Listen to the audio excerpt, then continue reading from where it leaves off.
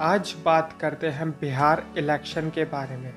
जैसे कि हम जानते हैं कि यूपी हुआ या बिहार हुआ, इनकी अपनी ही पॉलिटिकल इम्पोर्टेंस है इस देश के अंदर, कि कैसे इनकी पॉलिटिक्स इन्फ्लुएंस डालती पूरी की पूरी इंडियन पॉलिटिक्स पर। इस बार का जो बिहार इलेक्शन है वो काफ़ी इम्पोर्टेंट होने वाला है कि इस बार काफ़ी सारे महागठबंधन लड़ रहे हैं। इस बार गठबंधन कॉलिशन पार्टीज लड़ रही हैं और कई सारी पार्टीज लड़ रही हैं जिनके बड़े बड़े चेहरे लड़ रहे हैं। इस बार के जो बिहार इलेक्शन की अगर हम बात करें, ये फर्स्ट टाइम हो रहा है बिहार की पॉलिटिक्स में पिछले 30 सालों में कि लालू प्रसाद यादव नहीं है, या फिर हम कहें रामविलास पासवान, जो बड़े बड़े चेहरे थे बिहार पॉलिटिक्स के, वो इस वक्त नहीं है। सिर्फ और सिर्फ नीतीश कुमार खड़े हैं। बिहार के इलेक्शन में इस बार 4 बड़े बड़े गठबंधन खड़े हुए हैं।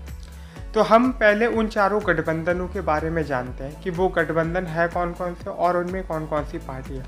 जो सबसे पहला गठबंधन आता है एनडीए, नेशनल डेमोक्रेटिक अलायंस। ये बीजेपी का गठबंधन है जिसमें जो सबसे बड़ी पार्टी है बिहार इलेक्शन के अंदर सीट्स के टर्म्स में वो जेडीयू है, जनता दल यूनाइटेड, जो कि नीतीश कुमार की पार्टी है। उसके बाद आती बीजेपी, भारतीय जनता पार्टी। उसी के साथ साथ इसमें मुकेश साहनी की विकासशील इंसान पार्टी भी है, और इसी गठबंधन के अंदर जीताराम मांझी, जो कि एक पूर्व मुख्यमंत्री भी रहे हैं बिहार के, जिनकी पार्टी है हम, हिंदुस्तान आवाम मोर्चा, वो भी गठबंधन में लड़ रही है। कुल मिला के एनडीए, नेशनल डेमोक्रेटिक अलायंस के अंदर 4 पार्टीज है, और इनके जो सीएम कैंडिडेट है वो नीतीश कुमार है। मतलब नीतीश कुमार के फेस पे ही बीजेपी लड़ रही है बिहार के अंदर। तो दूसरी तरफ जो गठबंधन लड़ रहा है वो है महागठबंधन, जिसकी सबसे बड़ी पार्टी है राष्ट्रीय जनता दल, या फिर हम कहें आरजेडी, लालू प्रसाद यादव की है।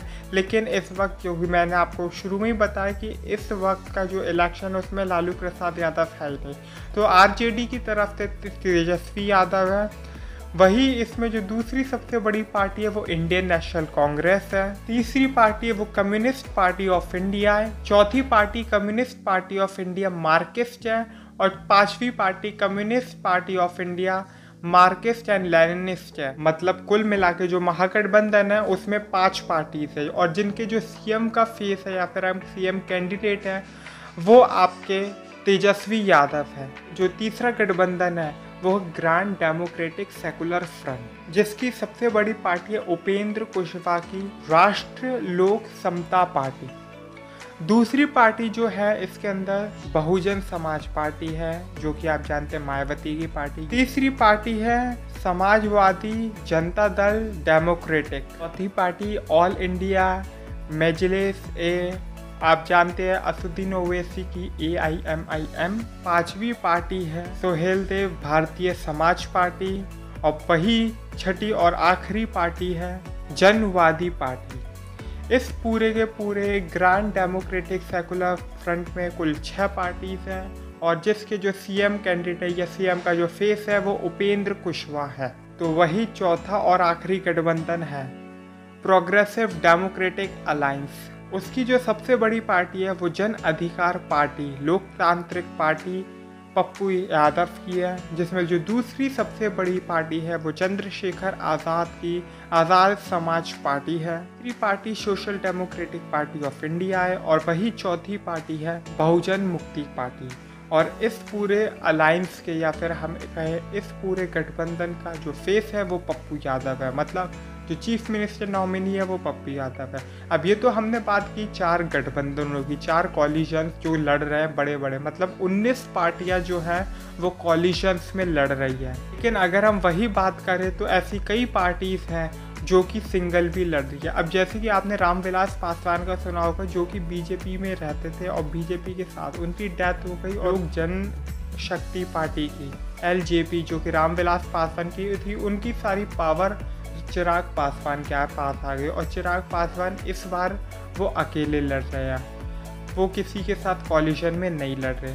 तो वही जो दूसरी पार्टी है वो है शरद यादव की लोकतांत्रिक जनता दल, वो लड़ रहे हैं। और वही जो और पार्टीज हैं बिहार इलेक्शन में वो खड़ी है शरद पवार की नेशनल कांग्रेस पार्टी, या फिर उद्धव ठाकरे की शिवसेना, और उसी के साथ साथ JMM झारखंड मुक्ति मोर्चा भी खड़ी हुई है। तो कुल मिला के अगर हम बात करें तो 19 पार्टियां महागठबंधन या हम कहें गठबंधन कॉलिशंस में बना के लड़ रही हैं, और जो 5 पार्टीज़ हैं या फिर हम कहें 7 पार्टीज़ हैं वो अलग लड़ रही है इंडिविजुअली, और जो कितने इंडिपेंडेंट कैंडिडेट्स हैं जिनकी गिनती भी नहीं है। हालांकि इतनी सारी पार्टीज लड़ रही है, इतनी सारी बड़ी बड़ी पार्टीज और नामचीन पार्टीज लड़ रही हैं पूरे इंडिया की, लेकिन जो लड़ाई है या फिर हम कहें कि जो पावर की लड़ाई है वो सीधी 2 लोगों के बीच है। एक तरफ है नीतीश कुमार बीजेपी के साथ, और एक तरफ है तेजस्वी यादव जिनके साथ कांग्रेस खड़ी है। मतलब बीजेपी, कांग्रेस, और स्टेट में अगर हम बात करें नीतीश कुमार और तेजस्वी यादव, ये लोग आमने सामने खड़े हैं। अब जो दूसरा सबसे बड़ा रीज़न है कि नीतीश कुमार का जो 15 इयर्स का एरा था और अब उनको चुनौती दी तेजस्वी यादव ने, जो कि एक यूथ आइकन है। मेरे ख्याल से इनकी एज कुछ 31 या फिर उसी के अराउंड होगी। नीतीश कुमार या फिर हम कहें बीजेपी का जो एक तरीके से घोषणा पत्र है या फिर हम कहें मैनिफेस्टो है, वही एक तरीके से उनका गले का फंदा बन गया है। सबसे बड़ी जो बात निकल के आई है वो है अनएम्प्लॉयमेंट बिहार का ही नहीं पूरे देश का सबसे बड़ा मुद्दा निकल के आ रहा है। हमारी अनएम्प्लॉयमेंट कभी भी इतनी हाई पे नहीं रही थी, कभी भी इतनी पीक पे नहीं रही थी जितनी जब से हमारा देश आज़ाद हुआ है। अगर इस वक्त इंडिया के इलेक्शन होते तो मेरे ख्याल से अनएम्प्लॉयमेंट एक बहुत बड़ा मुद्दा बन सकता था। लॉकडाउन में हमें बहुत सी जो हमारे देश के अंदर कमियां निकल रही थी वो सब हमें देखने को मिली है कि कैसे सिर्फ और सिर्फ कुछ महीनों के अंदर करोड़ों लोगों ने अपनी नौकरियां गंवा दी, लेकिन बहुत से लोग हैं जो कि हमारे बेरोजगार थे। तो बिहार के मैनिफेस्टो की बात करते हैं। बिहार का मैनिफेस्टो खुद ही गले का फंदा कैसे बन के बीजेपी और नीतीश कुमार का, मतलब पूरे NDA नेशनल डेमोक्रेटिक अलायंस का। तेजस्वी यादव कहते हैं कि हम यूथ को सबसे पहला जो साइन करेंगे हम वो 10 लाख नौकरियां देंगे, सरकारी नौकरियां अलॉट की जाएंगी 10 लाख उधर के यूथ को। लेकिन उसी के रिस्पांस में बीजेपी कहती है कि नहीं, हम 19 लाख लोगों को रोजगार देंगे। अब देखिए, आपको लगेगा कि लगभग एक है, बीजेपी तो दुगना दे रही है। तो डिफरेंस जो है कि तेजस्वी यादव ने कहा कि हम 10 लाख लोगों को नौकरियां देंगे सरकारी, और जो बीजेपी कहते हैं कि हम 19 लाख लोगों को रोजगार देंगे। अब जो रोजगार और नौकरियों में कितना बड़ा डिफरेंस है। रोजगार मतलब आपको काम मिलेगा, कोई नौकरी नहीं मिलेगी गवर्नमेंट, आपको काम मिलेगा, वो काम चाहे कुछ भी हो। और तेजस्वी यादव ने वही कहा कि पकौड़े बनाना भी एक रोजगार ही होता है, तो क्या आप लोगों को पकौड़े बनाना या फिर डिफरेंट ऐसे काम करवाओगे।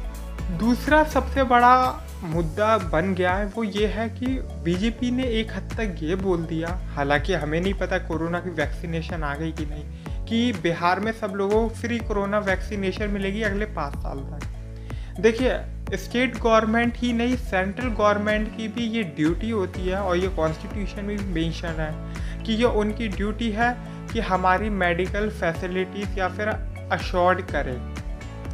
मतलब अगर हम लोगों को कोई चीज़ की कमी है या फिर हम लोग बीमार हैं तो और हमारे पास पैसे नहीं है तो वो लोग हमें मेडिकल फैसिलिटीज प्रोवाइड करें, ये दोनों के अंडर में आता है। अब जो गवर्नमेंट है वो इसमें ये कह रही है कि अगर आप हमें वोट दे तो 5 साल तक वो देंगे। अगर मान लीजिए कल को इनकी गवर्नमेंट नहीं बनी तो क्या बिहार के लोगों को कोरोना वैक्सीनेशन मिलेगी नहीं?